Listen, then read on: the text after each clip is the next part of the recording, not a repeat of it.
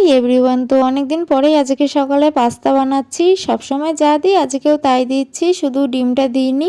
আর extra 2 রকমের সবজি দিয়েছি, বাঁধাকপি আর ক্যাপসিকাম দিয়ে। সবার খাওয়া হয়ে গেছে, বোনও খেলছিল, মা ডেকে ওকে খাইয়ে দিয়েছে। তারপরে মার আমি একসাথে খেতে বসেছি। আর অনেকদিন পর পর পাস্তা বানালে পাস্তার স্বাদ কিন্তু দ্বিগুণ বেড়ে যায়। দিয়ে খাওয়ার পরেই আমার একটা পার্সেল আসলো, সেটা নিলাম। তারপরে আমি স্নান করে পুজো দিয়ে এখন দুপুরের খাবার খেতে বসেছি।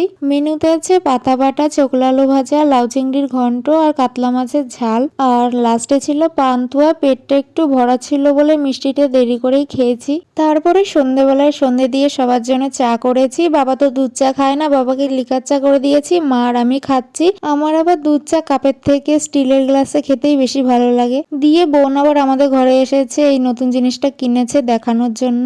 আর দাদা একটু রাত করেই বেরিয়েছিল, আসার সময় আমার জন্য চিকেন এগরোল নিয়ে এসেছে। খেতে ভালোই, আর এই পুরোটা তো আমি একা খেতে পারবো না। তো আজকের ভিডিওটা এইটুকুই, সবাইকে টাটা।